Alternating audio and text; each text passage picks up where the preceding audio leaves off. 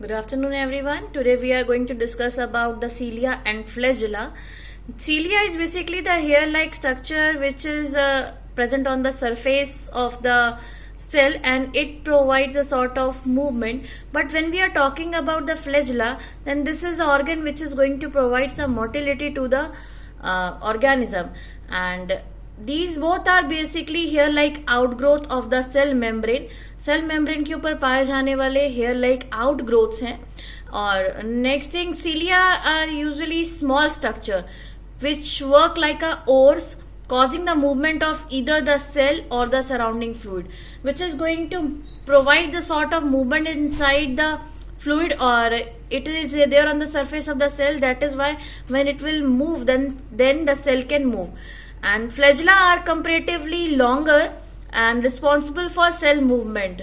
And now when we are talking about the prokaryotic bacteria, then the prokaryotic bacteria also possess flagella, but these are structurally different from the eukaryotic flagella.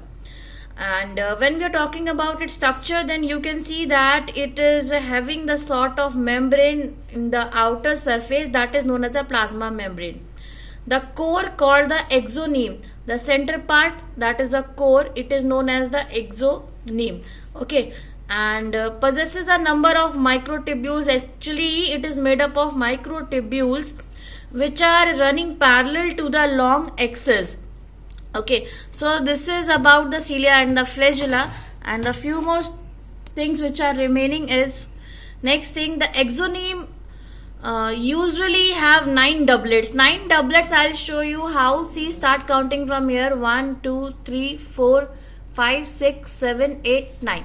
Okay, so they are having 9 doublets of radially arranged peripheral microtubules.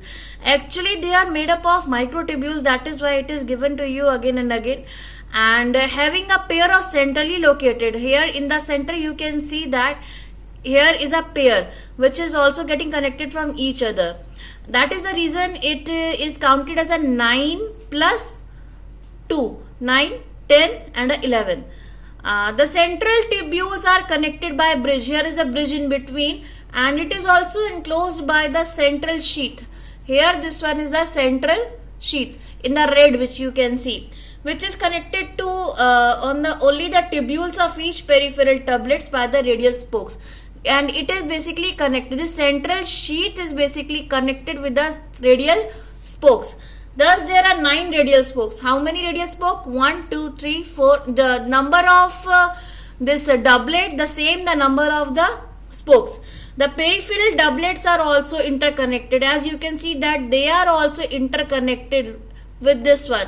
Okay, by the linkers. Both the cilium and flagellum emerge from the centriole-like structure called the basal body. They are both the structure. Either we are talking about the cilia or we are talking about the flagella, then they both are emerging from the basal bodies. So here we will talk about the structure once again. There is a central sheath having 2 microtubules which are attached to each other with the help of bridge, and here also these are the doublets of the microtubules which are getting connected with the help of interdoublet bridges. And here is the peripheral microtubules doublet. How many doublets in total? 9 in the peripheral. In the central we are having 2, and it is enclosed with the help of plasma membrane, and they are having the same number of radial spokes than the number of peripheral microtubules, which is equal to this one. Okay, so this is what about the cilia and flagella. Thank you.